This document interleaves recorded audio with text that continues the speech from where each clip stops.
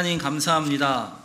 예담교회에서 하나님의 말씀을 나눌 수 있도록 기회를 주셔서 감사합니다.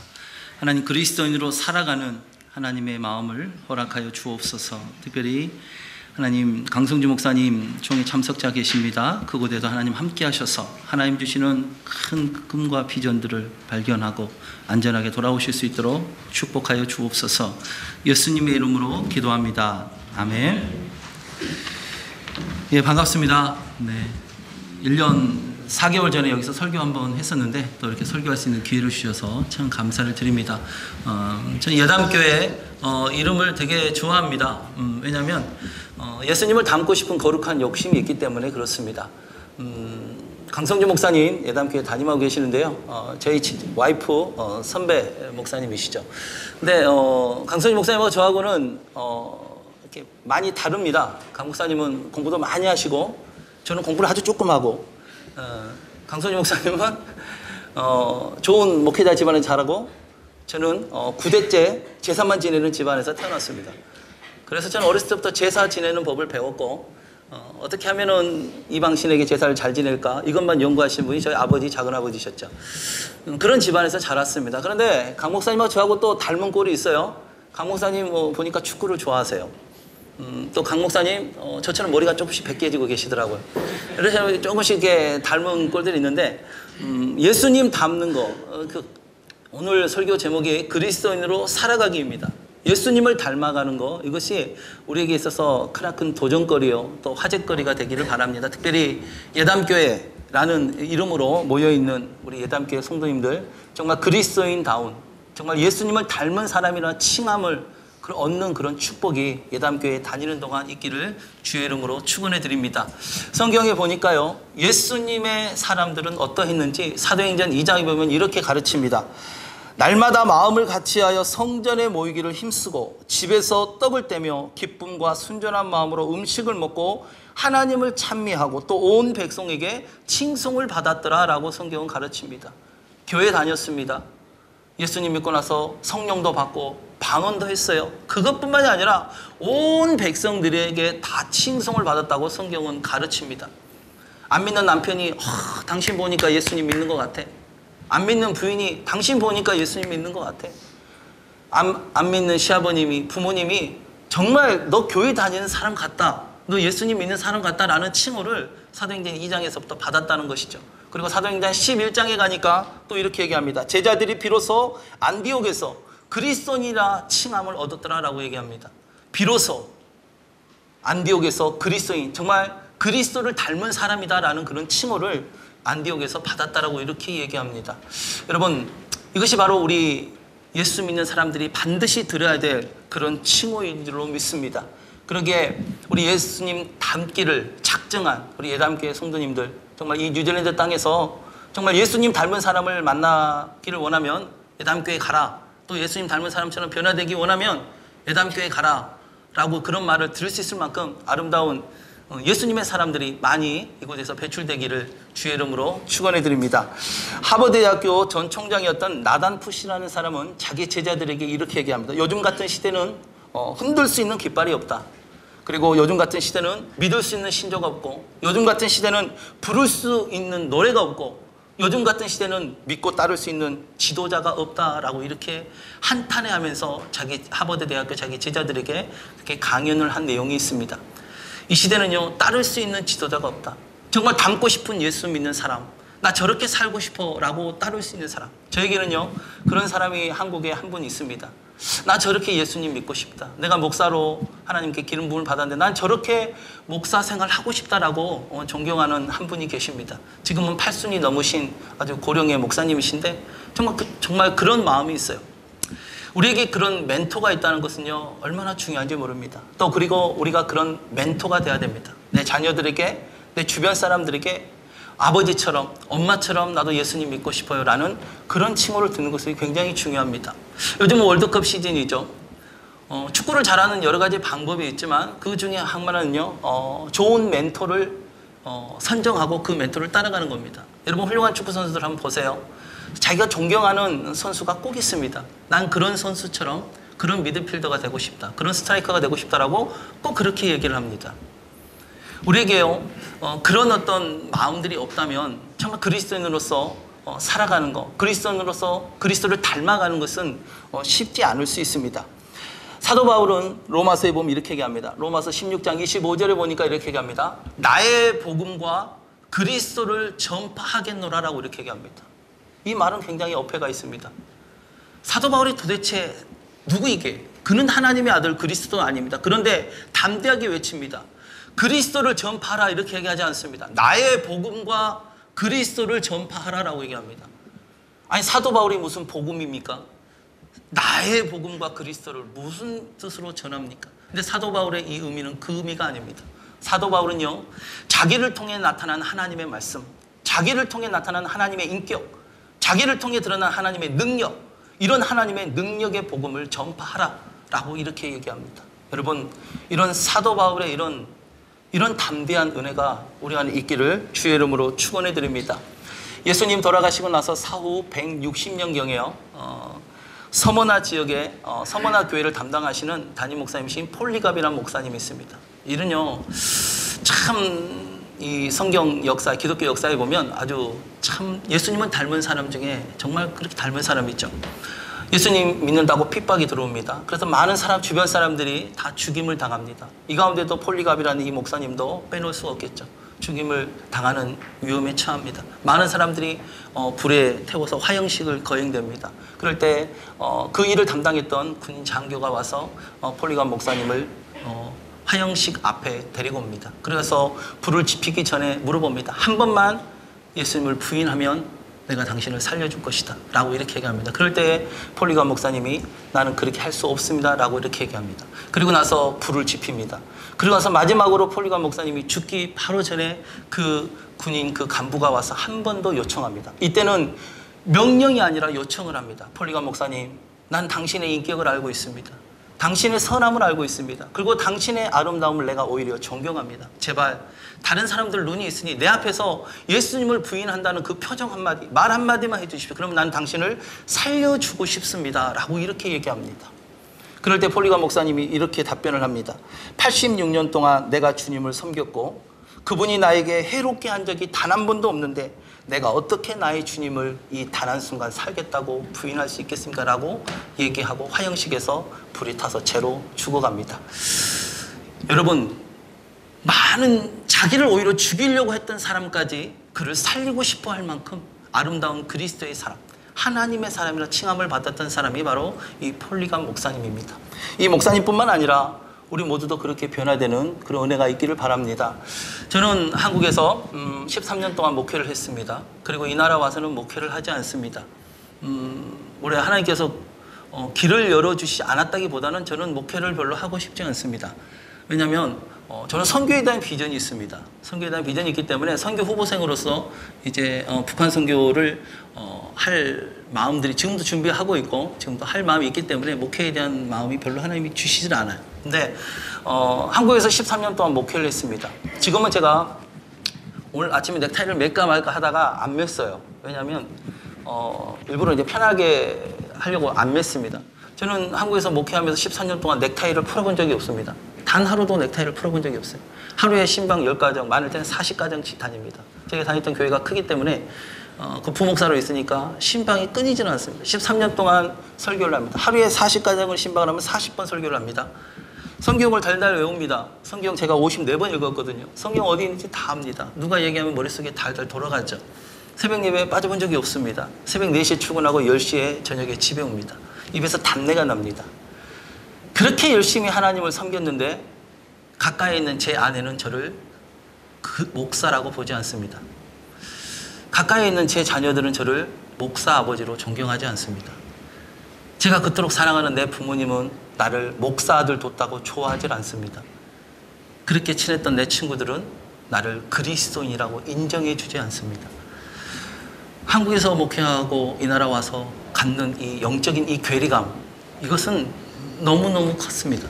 지금도 그것과 제가 끊임없이 싸움을 하고 있습니다. 그래서 저는 아마 여기서 와서 목회에 대한 마음들이 별로 없는지 모르겠습니다. 저는 여기서 오히려 일을 하고 있습니다. 지금 페인트 일을 통해서 저는 북한 선교를 할 것입니다. 그래서 제가 좀 섬기고 있는 세계 선교교회 목사님과 함께 지금 그 일들을 중국 교포 중에 한 분이 페인트 공장을 하고 있는데 그분과 함께 그런 좋은 일들을 이제 북한 땅에서 고아원 리모델링과 함께 여러 가지 일들을 하고자 여러 가지 일들을 기도하면서 준비를 하고 있습니다. 저는 이제 실제 그 일들을 이제 하고 싶은 마음들이 있어요. 그것뿐만 아니라 제가 여기 와서 이제 일을 하면서 갖는 그런 마음들은 무엇이냐면 하나님의 사람이라는 칭호를 듣고 싶은 거예요. 일하는 현장 속에서 직장 동료들에게 또 가까이 있는 제 아내와 제 자녀들에게 그런 얘기를 듣고 싶은 거예요. 제 부모님에게도 그런 얘기를 듣고 싶은데 이제는 부모님이 돌아가셔서 그 얘기를 들을 수가 없어요. 그 마음이 얼마나 안타까운지 모릅니다. 이제 내가 하나님의 사람으로 변화되고 싶어서 성경 많이 읽는 사람, 신방 열심히 다니는 사람, 전도 많이 하는 사람, 심지어 전도의 열정이 얼마나 강했던지 절에 가서 스님까지 전도해가지고 교회 예배당에 앉혀놓을 만큼 열심히 있었던 윤근채 목사라는 그런 이름을 들었던 그런 사람이 아니라 정말 그를 보니 하나님의 사람이다라는 칭호를 내 아버지에게, 내 어머니에게 듣고 싶은데 그 부모님이 물론 예수님을 영접하고 천국에 가셨지만 이 땅에 안 계셔요. 저는 그런 것을 너무너무 듣고 싶어요. 그래서 뉴질랜드에서 일을 하면서도 직장 동료들에게 그런 얘기를 듣고 싶습니다. 주일날이면 교회 가는 사람, 주일날이면 예배 드리는 사람, 교회 열심히 다니는 사람, 그런 사람 말고 정말 너를 보니 내가 교회를 안 다녀도 예수님 믿는 사람 같구나, 교회 다니는 사람 같구나, 너가 정말 새벽마다 가서 기도하는데 기도하는 사람 같구나 라는 그런 소리를 너무너무 듣고 싶습니다. 요즘에는 제 아내가 저를 조금씩 목사처럼 인정을 합니다. 집에서 가정예배 드릴 때는 목사로 인정하지 않아요. 그런데 설거지하면 저를 목사로 봅니다. 설교할 때는 이상하게 목사를 안 보는데 집에서 설거지하면 당신이 정말 이제 예수님 믿는 것 같아 이런 얘기를 해요. 설교하고 예수님하고 무슨 상관이 있을까? 근데 저는 한국에서 4시에 집에 나가면 저녁 10시에 옵니다. 그리고 집안일은 당신이 다 알아서 해. 애들 케어하는 거. 저희 아이들이 저를 좋아할 때 언제를 좋아하냐면 아이들 이렇게 축구한다 그러면 라이드 해주고 아이들 뭐 먹고 싶다면 KFC 가서 같이 햄버거 먹고 그럼 애들이 너무너무 좋아합니다. 아빠가 진짜 이제 목사 같아. 아빠가 진짜 하나님의 사람 같아. 이렇게 얘기합니다. 그러면서 제가 갖는 이 영적인 괴리감은 굉장히 큽니다. 목사가 도대체 무엇인가? 그리스도인이 도대체 무엇이고 그리스도인으로 살아간다는 게 도대체 뭘까?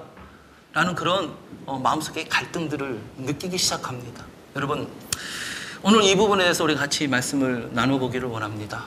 내가 그리스도인인가? 그리고 그리스도인이라면 어떻게 살아가야 되는가? 라는 그 해답을 오늘 열왕기상 2장 1절로 13절 이 다윗의 마지막 유언을 통해 우리가 그 영적인 힌트를 얻어보는 그런 은혜가 있기를 바랍니다. 오늘 읽었던 우리 성경 본문에 보면요, 다윗이 자기 아들 솔로몬에게 유언하는 내용이 나옵니다. 자기가 이제 죽을 날이 임박해서 자기 아들 솔로몬에게 유언을 합니다. 유언을 하는데 이 다윗은요 정말 하나님의 사람이라 칭함을 받았던 사람입니다.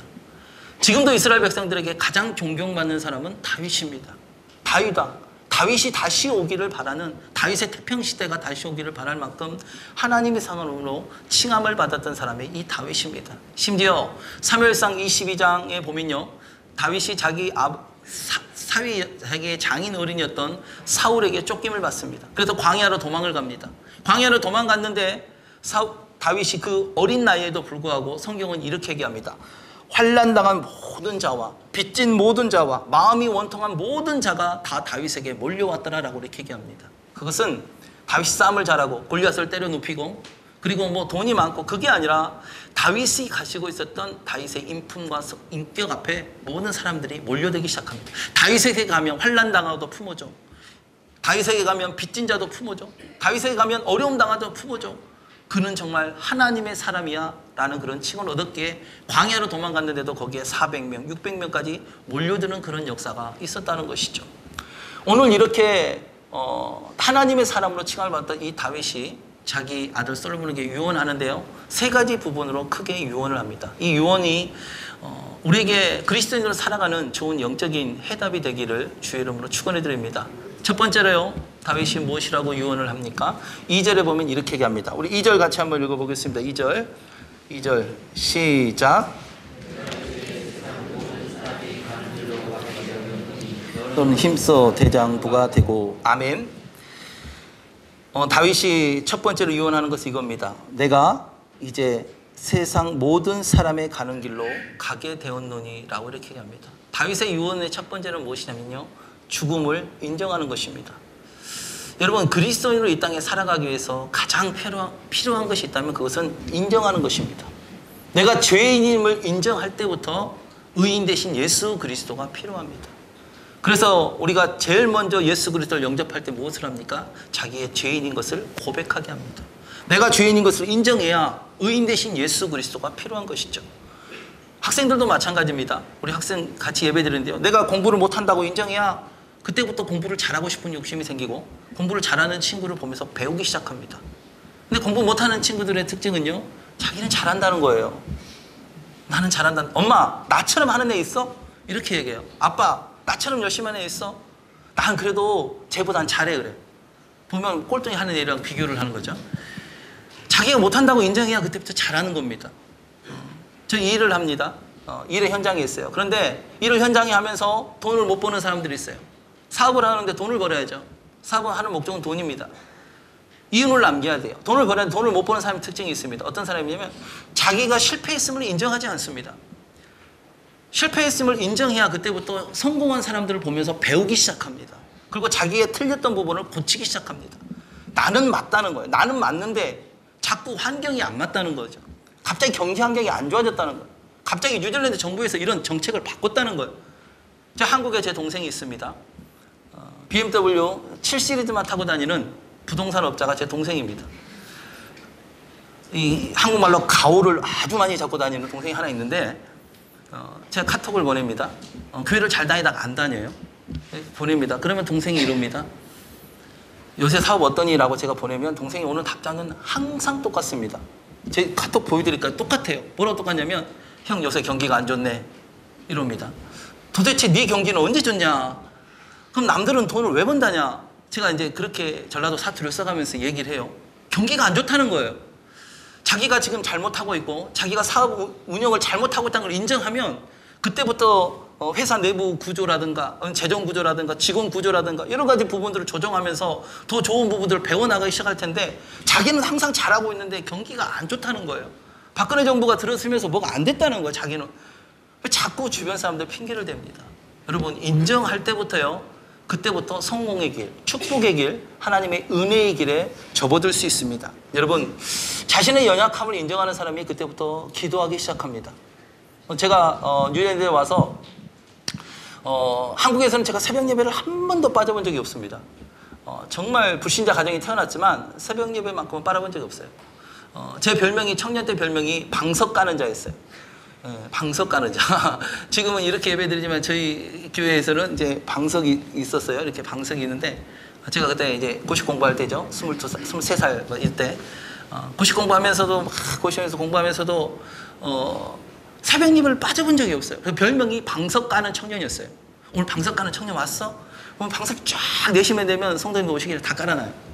뭐 그렇게 이제 새벽 예배를 섬겼던 그런 사람이에요. 근데 여기 와서는 제가 새벽 예배를 안 드렸어요. 왜냐면 너무 많이 들어서 그런가 좀 쉬고 싶더라고요. 그래서 안 드렸는데, 이제 살다 보니까 이제 연약함이 느껴지는 거예요. 육신의 연약함, 또 인생의 연약함, 이건 느껴지니까 그때부터 이제 새벽 예배를 나오기 시작해요. 요즘에는 제가 새벽 예배 예담교회 나오면서 우리 강 목사님께 로마서 지난번에 강의 듣고 지금 이제 그 느헤미야죠. 느헤미야 듣고 얼마나 이제 막 은혜를 받고 있는지 몰라요. 왜? 제 연약함을 내 스스로 인정하니까 그때부터 기도하고 싶은 거예요. 막 기도를 안 하면 견딜 수 없어요. 왜? 나는 연약하니까. 하나님, 나는 이 이방 땅에 와서 선교적인 비전을 가지고 하나님의 일들을 하고 싶은데, 하나님, 물질적으로 연약합니다. 삶이 연약하고 내 마음이 연약합니다. 하나님, 불필요하게 내게 해코지 하는 사람이 너무 많습니다. 막 다윗처럼 하나님 앞에 새벽에 와서 울 수밖에 없더라고요. 왜? 연약함을 인정하니까 기도하게 됩니다. 다윗은요, 자기의 죽음을 인정합니다. 자기 아들한테 이렇게 얘기합니다. 아들아, 왕인 이 아버지 다윗이 이제 죽게 됐다라고 이렇게 얘기하지 않습니다. 다윗은 이렇게 얘기합니다. 너무 평범하게 얘기합니다. 모든 사람들이 가는 길로 내가 가게 되었다라고 이렇게 합니다. 다른 사람 다 죽듯이 아들아, 나도 죽는다 라고 이렇게 한 나라의 왕이 그렇게 얘기합니다. 여러분, 죽음을 인정할 때부터 그때부터 사후 세계가 보이기 시작합니다. 예수 믿는 사람들은요, 반드시 이런 다윗 같은 인정함이 있어야 됩니다. 그때부터 반드시 죽는다는 걸 알기 때문에 마지막 날 저 천국에 가서 우리 주님을 배울 때 내가 주님 앞에 어떤 얘기를 들을까? 과연 내가 칭찬을 받을 수 있을까? 과연 내가 예수님 앞에 잘했다 칭찬받는 그런 하나님의 사람이라는 칭호를 받을 수 있을까? 이것이 이 땅에 살면서 그게 궁금해지기 시작하면서 그때부터 그리스도인으로 살아가고 싶은 거룩한 욕심이 생깁니다. 여러분, 죽음은요 먼 나라 얘기가 아닙니다. 죽음은 우리에게 먼 얘기가 아닙니다. 죽음은요 굉장히 가깝습니다.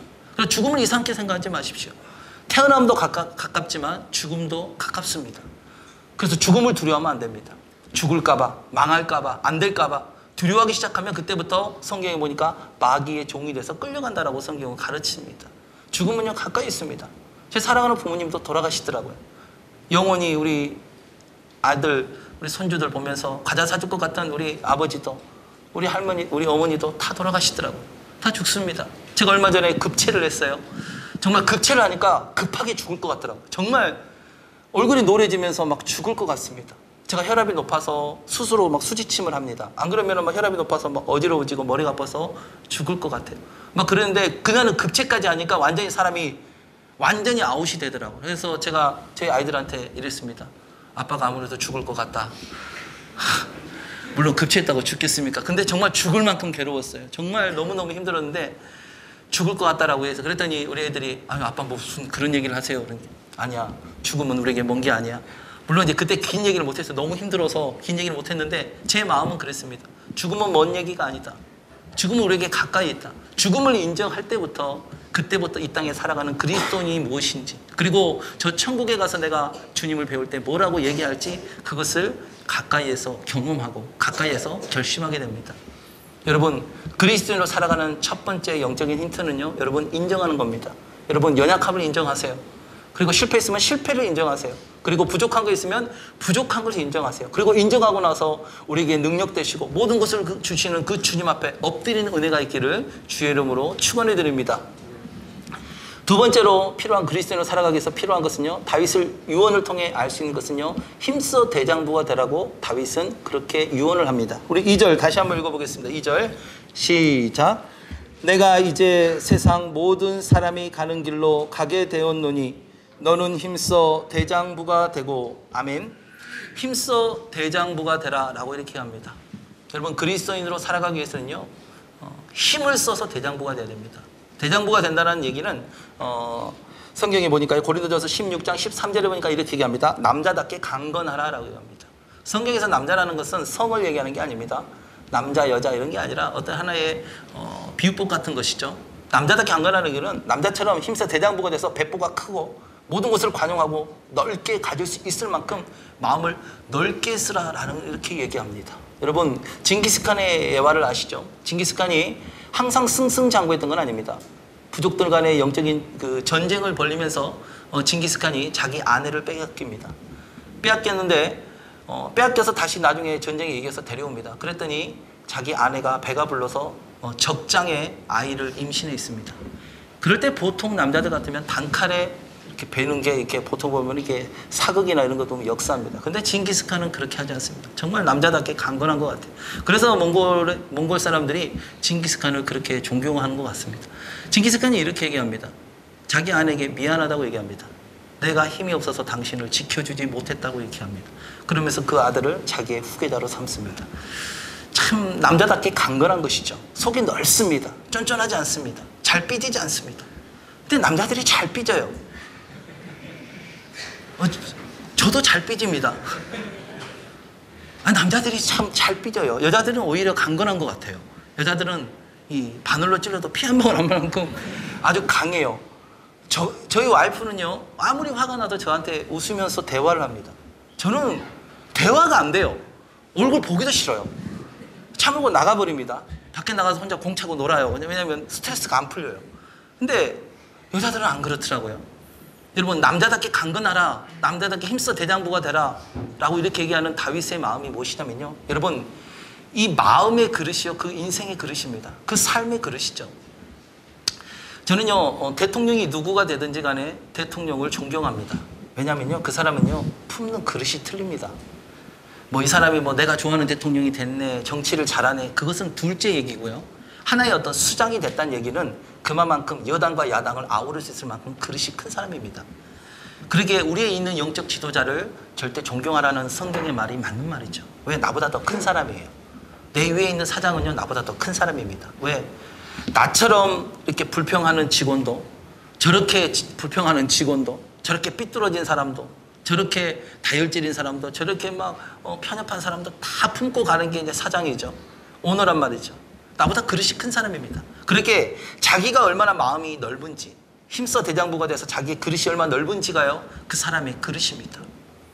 제가 섬기던 교회 목사님은요, 한국에서 이제 대형교회 목사님의 아들님이었어요. 그래서 그 대형교회 목사님이 가끔 저에게 오십니다. 오시면 목사님 친구들이 있어요. 그 목사님 친구들이 이제 뭐 조용기 목사님, 뭐 이동훈 목사님, 뭐 남들이 말하는 뭐 초대형교회 목사님들이 친구분들이에요. 근데 그런 분들을 가까이에서 같이 식사할 기회가 있어요. 보면요, 틀립니다.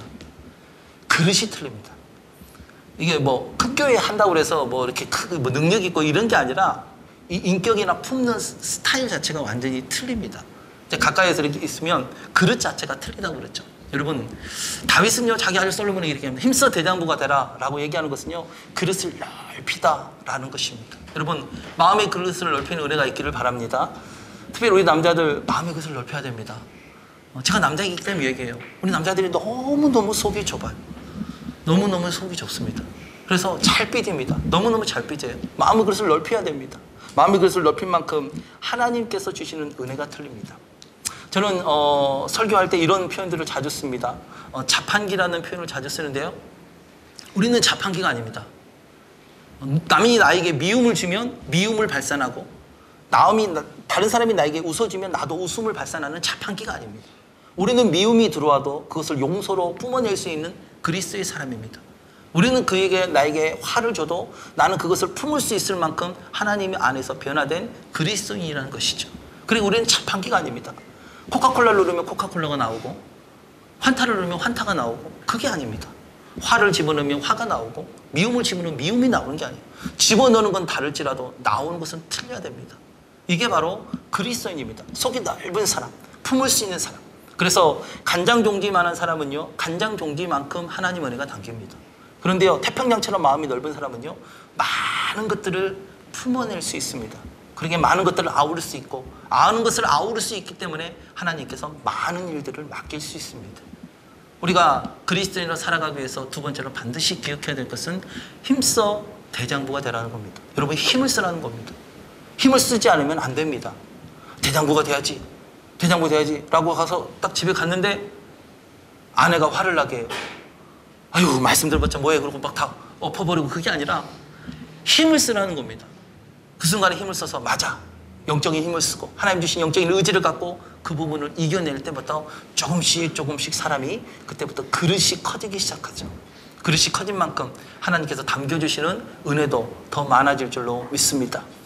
세 번째로 다윗을 통해 우리가 그리스도인으로 살아가는 영적인 힌트를 얻는데요, 그것은 무엇입니까? 그것은 하나님의 율법의 말씀을 완벽하게 지키라는 것이죠. 우리 3절, 우리 성경 본문 우리가 읽었던 3절 같이 한번 읽어보겠습니다. 3절 시작. 내 하나님 여호와의 명령을 지켜 그 길로 행하여 그 법률과 계명과 율례와 증거를 모세의 율법에 기록된 대로 지키라. 그리하면 내가 무엇을 하든지 어디로 가든지 형통할지라. 아멘. 다윗이 자기 아들 솔로몬을 이렇게 얘기합니다. 너는 모세의 율법에 기록된 대로 하나님의 말씀을 그대로 지키라라고 얘기합니다. 여러분, 그리스도인으로 살아가기 위해서는요, 하나님의 말씀을 그대로 지키는 것입니다. 하나님의 말씀을 지키면요, 반드시 하나님의 말씀대로의 역사가 있습니다. 저는 이 말씀을 믿습니다. 잠언 11장에 보면, 14장에 보면 이렇게 얘기합니다. 악한 자의 집은 망할 것이며 정직한 자의 장막은 반드시 흥하게 되리라 라고 이렇게 얘기합니다.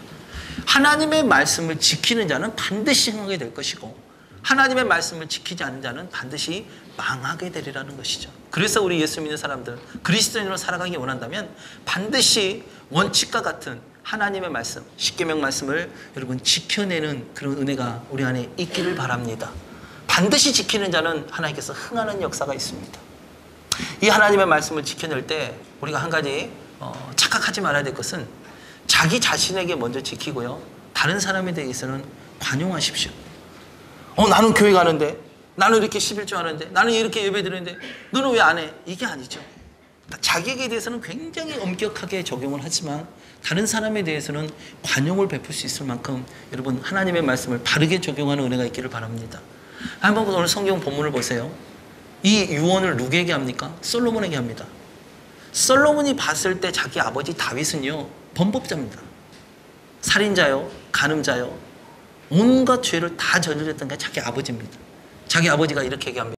그렇게 죄를 많이 지은 자기 아버지가 자기 아들 솔로몬에게 이렇게 합니다. 너는 모세 율법을 그 어떤 것도 어기지 말고 그대로 다 지켜 라고 이렇게 얘기합니다. 그럴 때 솔로몬이 어떻겠습니까?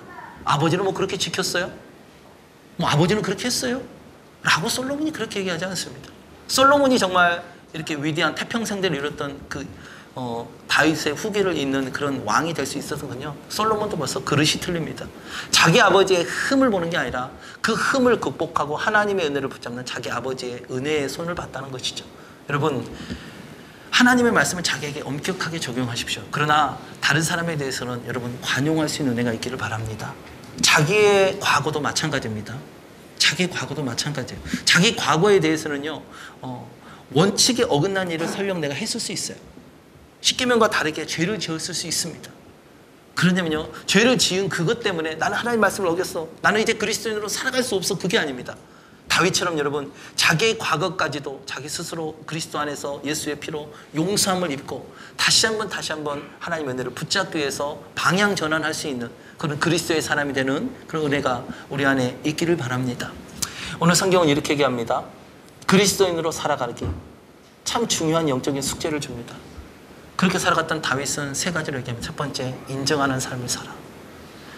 정말 죄인임을 인정하고 자기의 연약함을 인정하고, 그것이 얼마나 큰 능력인지 모릅니다. 성경에 이렇게 얘기합니다. 성경에 보니까요, 다른 사람이 혹시 너를 낮추거든 너는 스스로 교만하였노라 라고 인정하라 라고 성경은 가르칩니다. 다른 사람이 나를 낮출 때가 있어요. 인격적으로 또 물질적으로 나를 모함하고 낮출 때가 있습니다. 그럴 때 나한테 도대체 왜 그래? 내가 뭐 어쨌다고? 이렇게 고개 빳빳이 들지 말고 다른 사람이 낮추거든 그때 인정하라. 내가 혹시 교만했구나 라고 인정하라. 그러면 하나님의 때가 되면 높일 때가 있을 것이다 라고 이렇게 얘기합니다. 여러분, 인정하는 것은요 굉장히 중요합니다. 그리고 힘써 대장부가 되십시오. 마음의 그릇을 넓히십시오. 그리고 마지막 세 번째로 우리 안에 있는 하나님의 말씀을 다 지켜 행하십시오.